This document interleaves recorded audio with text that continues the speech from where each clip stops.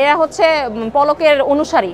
যে পলক ভাই বলছিল না যে আমরা ইন্টারনেট বন্ধ করে দেনি, অটোমেটিক্যালি বন্ধ হয়ে গেছে। হ্যাঁ, এরা হচ্ছে সব ওদের অনুসারী। তো এরাও এদের কথা শুনে বলতেছে আমরা বাদ খুলে দিনে, বাদ খুলে গেছে। এটা তো হাত পা গজাইছে, বাদের তো হাত পা গজাইছে, এমনি এমনিই খুলে যায় সব কিছু, এমনি এমনি সব কিছু হয়ে যায়।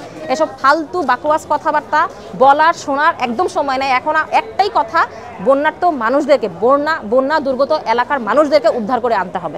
কোনো ক্যাম্পেইনের সাথে যুক্ত না, কারণ এখানে যেহেতু একটা টাকা পয়সার বিষয় আছে, যেখানে টাকা পয়সার বিষয় থাকে সেখানে আমি আগেও ছিলাম না, এখনও নাই, ইনশাল্লাহ ভবিষ্যতে থাকার আমার কোনো উদ্দেশ্য নাই। যেমন এই টিএসসিতে ঢোকার পরে অনেকে আমাকে বলতেছে যে আপু লাইভে আপনি একটু ফান্ড রেজ করার চেষ্টা করেন, এখানে আপনি কোন স্টুডেন্ট আমাকে এই কথাটা বলেন, এমনি বাহিরের একজন বলছে। স্যান্ডেলিনা সো, রূপচর্চায় আভিজাত্য। যে টাকাটা পাবেন সেটা আপনি ফান্ড আকারে এখানে দিয়ে দেন। আমি বলছি না, আমি পারবো না, আমার যতটুকু সামর্থ্য আছে এটা আমি অলরেডি দিয়ে দিচ্ছি, এবং আমার পার্সোনাল দুজন লোক আছে, তাদেরকে আমি ফেনীতে পাঠিয়েছিলাম গত পরশুদিন, তাদের এখন পর্যন্ত কোনো খোঁজখবর পাচ্ছি না। তার থেকে বড় কথা, আমার বেশ কিছু রিলেটিভ জাপানে থাকে, তারা সেখানে ফান্ড সংগ্রহ করে ইনশাল্লাহ পাঠাই দিবে, সেটা আমি দিয়ে দিব।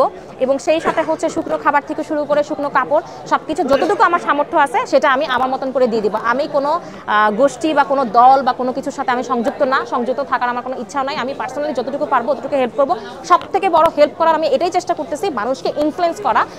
এই সময়টাতে কারোর পিছনে কেউ না লেগে, কাউকে রাজাকার না বলে, কাউকে ছোট না করে, কারোর সাহায্যকে ছোট না করে দেখে, তারা যেন যদি সহযোগিতা করতে মন না চায় বা সামর্থ্য না থাকে, আল্লাহর ওয়াস্তে প্লিজ মুখটা বন্ধ রেখে আল্লাহর কাছে দোয়া করেন যেন বন্যা দুর্গত এলাকার মানুষগুলো যেন অন্তত বেঁচে থাকে। এই মুহূর্তে খাবার তাদেরকে পৌঁছানো, খাবার তাদেরকে দেওয়া, পানি দেওয়ার থেকেও বেশি ইম্পর্টেন্ট হচ্ছে তাদের জীবনটা বাঁচানো, তাদেরকে আশ্রয়স্থল দেওয়া।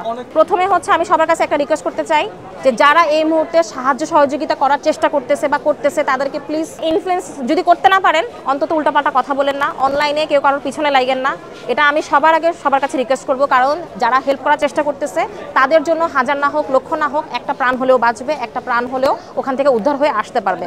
দ্বিতীয় কথা হচ্ছে যার যার সামর্থ্য আছে, যতটুকু সামর্থ্য আছে চেষ্টা করেন বন্যার্থদের পাশে দাঁড়ানো, তাদেরকে সাহায্য সহযোগিতা করা। 3 নম্বর কথা হচ্ছে টিএসসিতে আজকে যেহেতু ফান্ড রেজ করা হচ্ছে, সেই সাথে হচ্ছে শুকনো খাবার সংগ্রহ করা হচ্ছে, আমি সবার কাছে একটা রিকোয়েস্ট করবো, আজকে শুক্রবার জন্য অনেকে ঘুরতে বের হবেন, প্লিজ টিএসসিতে কেউ আসবেন না ঘোরার জন্য।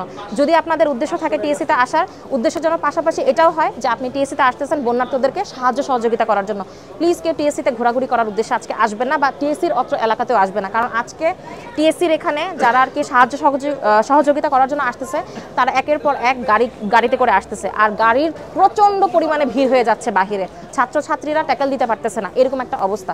সো ওই জায়গাতে আমি সবার কাছে একটা রিকোয়েস্ট করবো যে প্লিজ আপনারা যারা আসতেছেন তারা সাহায্য সহযোগিতা নিয়ে আসেন। যে পরিমাণ পানি আমাদের উপরে তারা এভাবে ফেলে দিছে, যেভাবে করে আমাদেরকে বিপদের মুখে হুট করে ফেলে দিছে, এটা আসলে কখনোই কারোর কাম্য না।